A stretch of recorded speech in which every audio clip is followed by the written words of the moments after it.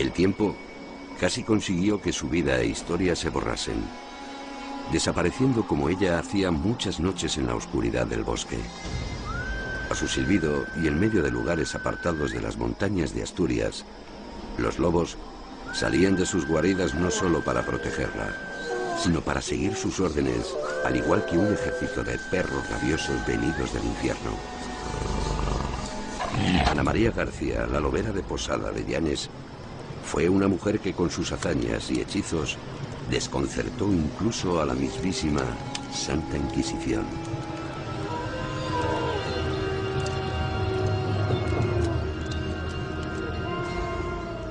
Bueno, yo creo que sí es excepcional, en primer lugar, porque es el único caso que ha dado lugar a un proceso de la Inquisición. Yo no sé, es muy probable que haya otros muchos casos de brujería, o que haya otros, pero por lo que fuera no dieron lugar a la menor intervención judicial y no hay ningún rastro de ellos. Se han perdido, si existieron, mientras que la lobera hay un expediente, y un expediente muy bien documentado, en el archivo de la Inquisición de Toledo, que está en el Archivo Histórico Nacional. No solo el mayoral de la finca, que es uno de los testigos clave del proceso, sino al menos 7 pastores. Ya hablo de los 7 pastores que estaban al servicio de esta María del Cerro, lo confiesan, y no por temor, porque es que sus declaraciones, hechas por supuesto por separado, porque tenían que haber ciertas garantías procesales, aunque estemos hablando de la Inquisición, confiesan con total lujo de detalles el pelaje de los lobos, el tamaño de los lobos, algo difícilmente para ponerse en consonancia. Sabemos además que eran 7 por su propia confesión y porque los consultores y calificadores del Santo Oficio son tremendamente escrupulosos en este proceso. Una vez que se había denunciado a la persona susceptible de herejía, el inquisidor lo primero que hacía era citar testigos y se formaba un cuerpo testimonial de pruebas, porque para el Tribunal de Inquisición cualquier testimonio de un cristiano dado ante el tribunal y jurando ante una Biblia, eso era una prueba verídica y verdadera, no se ponía en cuestión. Así que una vez que se formaba todo ese cuerpo de acusaciones contra el acusado, podemos decir que ya estaba condenado. Más tarde comentaremos el misterioso final de Ana María García. Pero para entender su vida y los hechos fantásticos que la marcaron, es necesario adentrarnos en los paisajes que rodean Posada de Llanes, en Asturias. Bosques cerrados en los que antaño vivieron pastores dedicados a la trashumancia. Apartada en una vieja cabaña, un día, ella y sus hermanos deciden abandonar a su suerte a su padre, que anciano y desvalido, les maldijo para siempre. Errante, junto a pastores que le daban comida por su ayuda, conoció a la persona que la adentraría en las artes mágicas. Por ejemplo, ella dice que todo esto es por una maldición que le echó el padre, eso al padre al cual no conoció. Eso coincide muchas veces con las historias de leyendas de hombres lobo que hay aquí en Asturias de otro tipo, son siempre maldiciones paternas o maternas, pero después lo que es la Inquisición va preguntando más cosas y acaba derivando en un tema ya más de brujería y de pacto con el diablo. En concreto, Ana María García decía que los poderes que tenía para convocar los lobos se los había enseñado una bruja de Bricia, un pueblín muy cerca de Posada de Llanes, que se llamaba Catalina González. Esta Catalina González le había enseñado cómo ofrecer su mano derecha al diablo, su brazo derecho al diablo, y a cambio el diablo le enseñó pues cómo hacer esos cercos y cómo silbar y traer hacia sí pues 7 lobos, cada uno de un distinto color, a los cuales les daba pan de comer. Lo que no deja lugar a dudas es que viviendo en los bosques durante años, esta mujer aprendió a entender la naturaleza de una manera muy especial, ya que de ello dependía su subsistencia. La vida de Ana María la Lobera casi es arquetípica de la bruja europea, ¿no? Así en el sentido, y yo por eso le tengo un gran cariño a Ana María, en el sentido como decía antes, de Michelet. Esto es la mujer apartada de la sociedad, maltratada.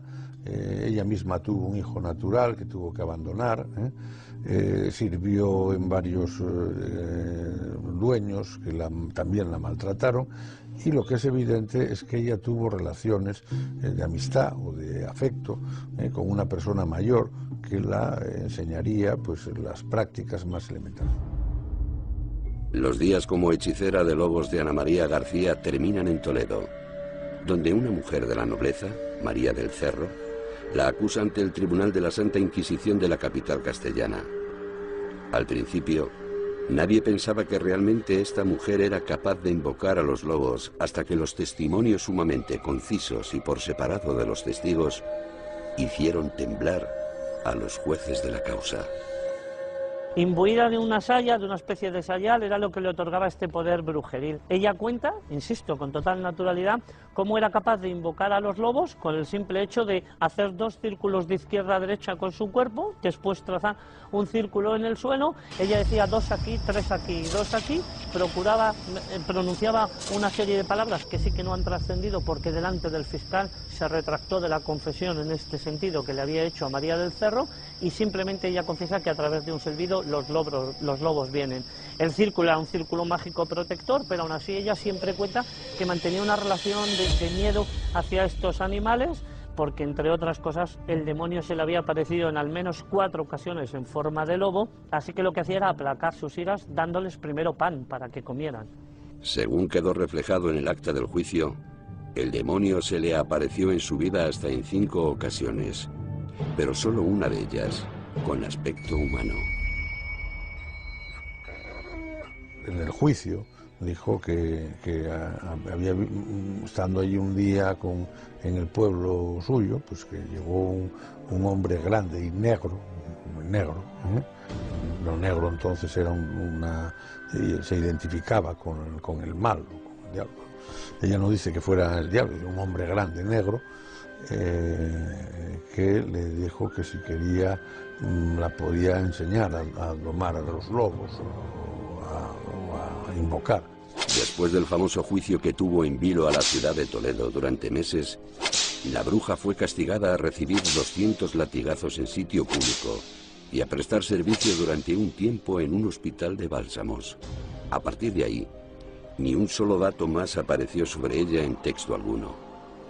Fue como si la nada se la hubiera tragado. Para muchos, regresó a su Asturias profunda donde nadie más la molestó. Para otros, sin embargo, su espíritu se fundió para siempre con los lobos que la seguían, para poder torturar así a los hombres que desde niña la marginaban.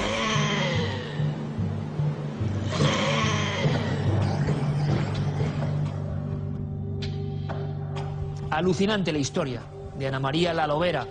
Y tenemos un invitado de excepción, Jesús Callejo. Buenas noches, amigo. ¿Qué tal? Buenas noches. Qué alegría además contar contigo, uno de los grandes expertos de la España mágica, de la antropología sagrada, obras fundamentales, como la España extraña, por ejemplo, fiestas sagradas, tantas y tantas cosas. Y además es la primera visita a este nuevo plató. Siempre un honor contar con Jesús Callejo, claro que sí. Gracias, Jesús, por estar aquí. Gracias, Iker. Oye, por cierto, fíjate qué maravilla. Quiero dar las gracias, lo primero, al Archivo Histórico Nacional, a la gente que trabaja ahí con esfuerzo, manteniendo la historia y los legajos. Qué bien se portan con Cuarto Milenio, gracias, porque para nosotros, para ellos es una joya, pero para nosotros, Carmen, creo que hasta casi valoramos con devoción esos expedientes que tienes ahí, que son los originales, bueno, copia de el proceso real a esta mujer. Efectivamente, esto es la copia del proceso real que se hizo a Ana María García la Lobera. Tenemos incluso todo lo que ponía en la portada para reconocer las carpetillas que hay guardadas en el Archivo Histórico Nacional. Pone Toledo, Inquisición, Hechicería y Superstición, que era como se clasificaba, y ponía García Ana María, alias la Lobera, año de 1648. Si te parece, pone además vamos a ir... legajo 86, número 86. Vamos a ir luego leyendo. Hemos podido traducir, porque el lenguaje y la escritura, mejor dicho, está muy enrevesada, y hay cosas alucinantes. Jesús, una historia con mucha leyenda negra, una historia que es un ejemplo de la febril cantera de brujas asturianas. Es curioso, ¿verdad?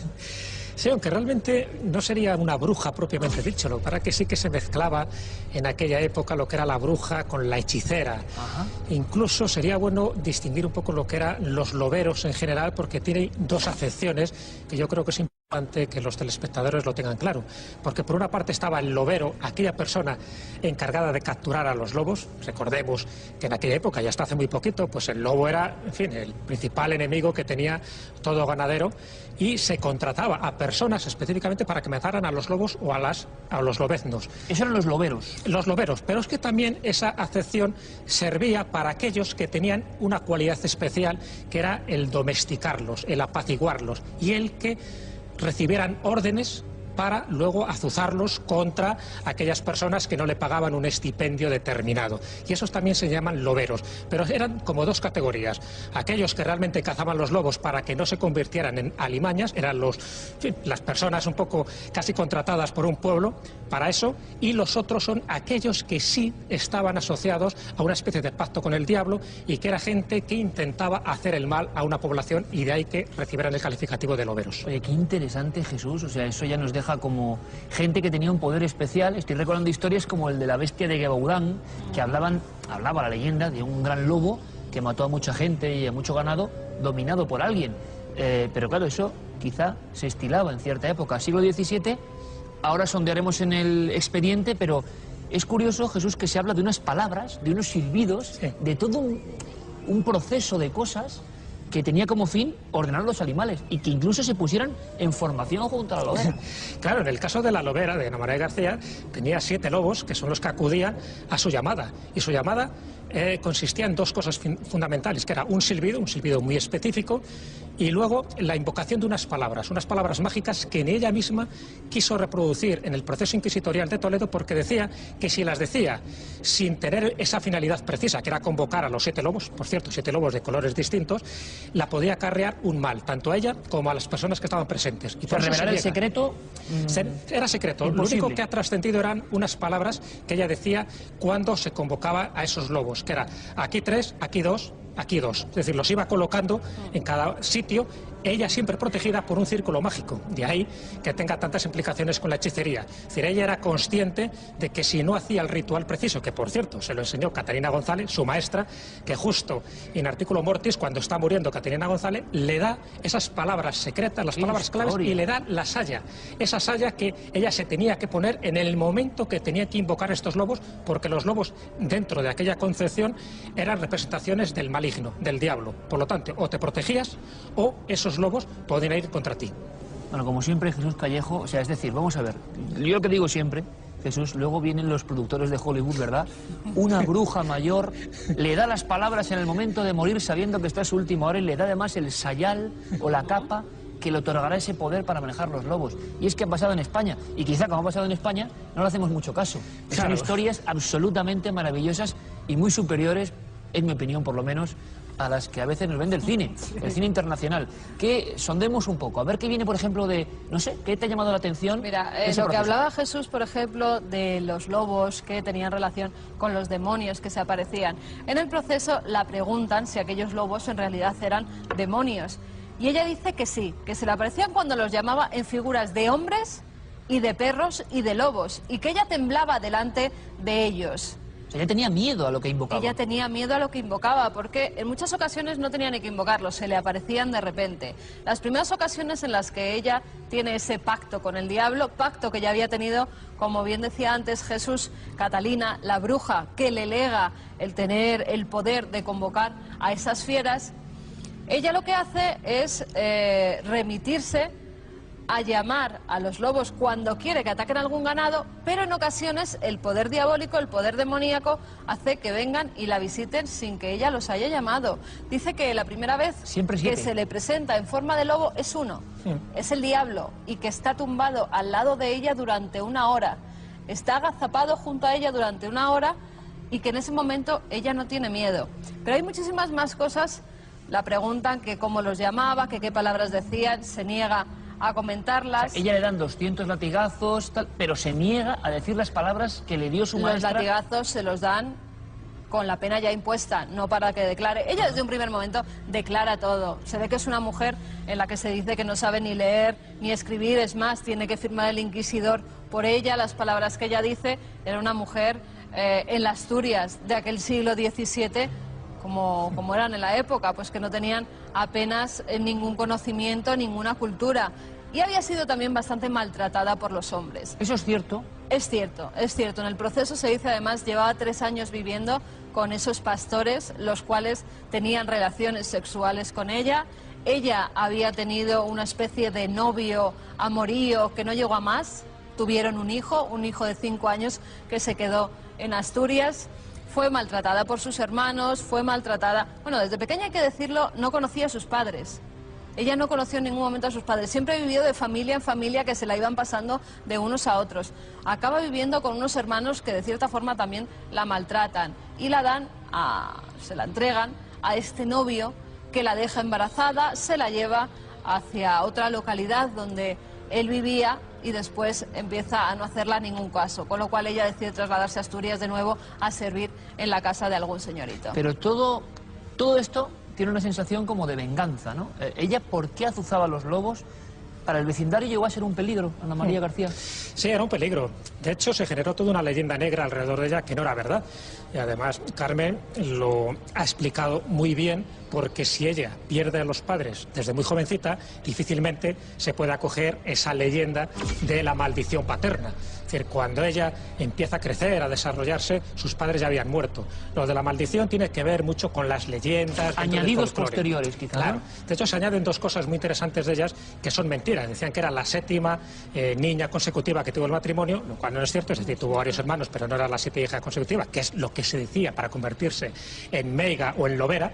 Y, por otra parte, no había tal maldición. Ella consigue los poderes a través de esta bruja, de esta gran bruja Catalina González, que era, bueno, como un poco la superintendente de toda la zona de Asturias y del concejo de Llanes, y luego a través de un supuesto pacto con el diablo. De hecho, en ese proceso inquisitorial de Toledo hay 11 acusaciones. Bueno, pues una de las acusaciones que se barajan y que ella reconoce es que dentro de ese pacto con el diablo ella tiene que ofrecer algo. ¿Y sabéis lo que ofrece? Su brazo derecho.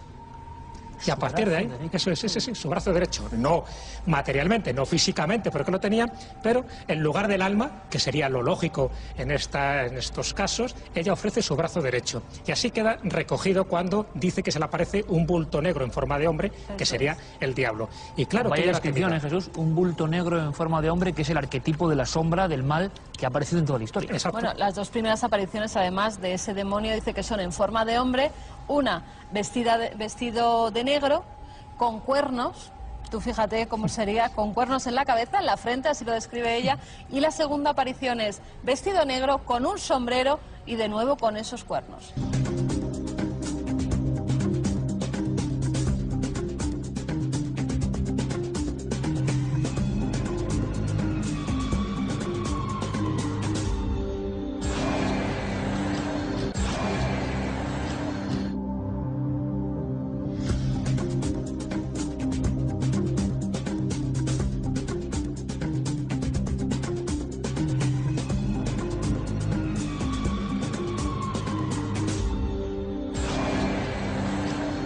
Todo eso en el Archivo Histórico Nacional, expediente que quizá, Jesús, antes de saber más cosas, tendríamos que hacer conocer a la gente lo importante que fue toda esta investigación, que quede ahí con rúbricas, firmas, jueces. No era habitual que una bruja, porque la acusaran de bruja, llegase a la Inquisición de Toledo y se montase todo ese despliegue informativo, ¿no? No, no era habitual, y menos la pena que al final tiene esta rea, porque al final se considera como una rea y penitenciada, porque la pena es muy débil, muy floja, comparado con los delitos que se le atribuían.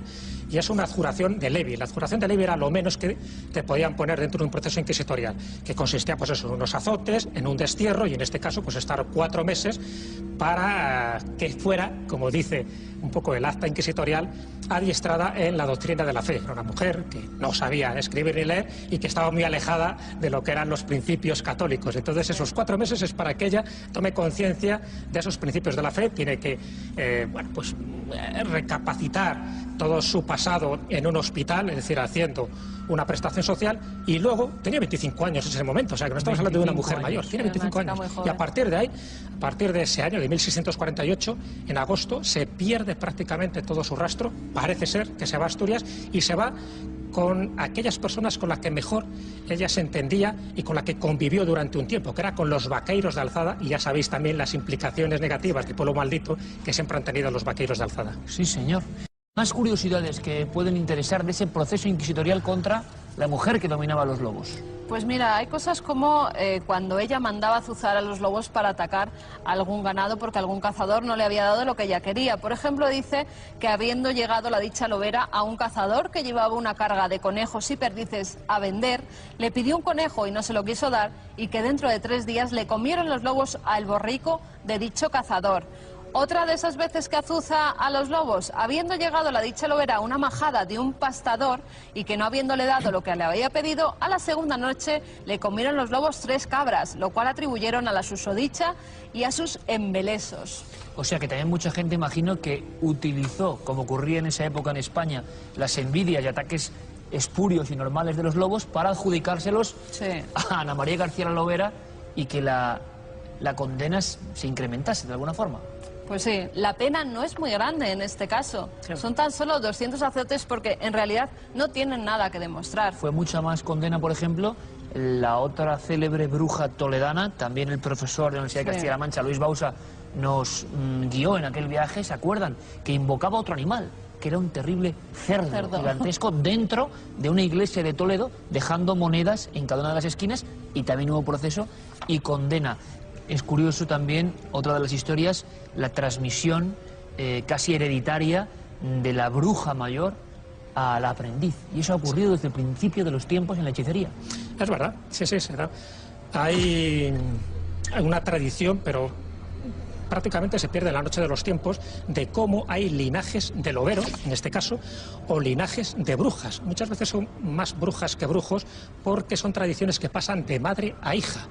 Y solo se dan esas recetas. Por ejemplo, la lobera es algo que no se ha comentado, pero ella conocía muy bien las propiedades terapéuticas de la flora y de la fauna de la serranía del norte de España, que es donde ella se movió antes de ir a Toledo, que fue su condena, ¿no?, por ir hasta allí, que ahí la localizaron. Es decir, todo este tipo de linajes de brujos y de brujas conocen básicamente 2 cosas importantes, que es las propiedades de la naturaleza, de las plantas terapéuticas, para hacer sus ungüentos, para hacer sus pócimas, y luego ese conocimiento de los animales. Incluso se hablaba del lenguaje de los animales que dominaban algunos brujos para hacerse querer o hacerse obedecer.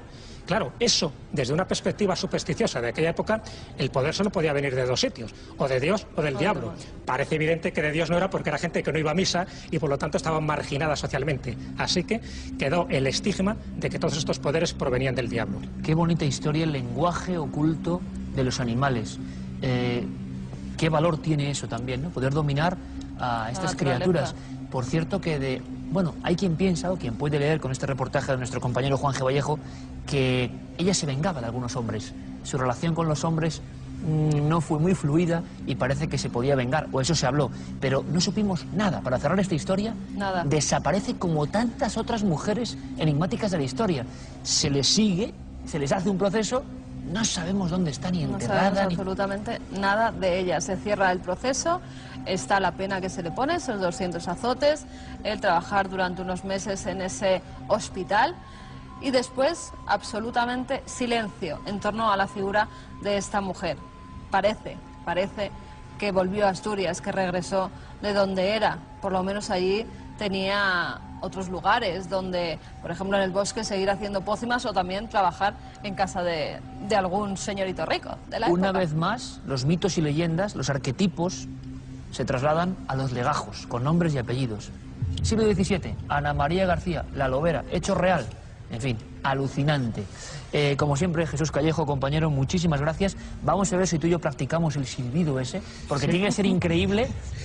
Yo hablaba de Félix de la Fuente, él quizá lo podía conocer, él salía con lobos y les llamaba y venían, pero en fin, tiene que ser increíble. No es el silbido gomero, pero creo que era un silbido muy específico, igual que el tañido de las campanas. No valía cualquier tañido, por ejemplo, para conjurar los malos espíritus o para que la tormenta cayera en otro lugar. También había un toque de campana muy específico. Oye, un día hablamos de eso, Jesús. Un día hablamos de eso, venga. Todo un maestro de la España Sagrada. Gracias, compañero. Gracias. ¿Vamos con noticias? Vamos con noticias, que hay muchas. Han pasado muchas cosas.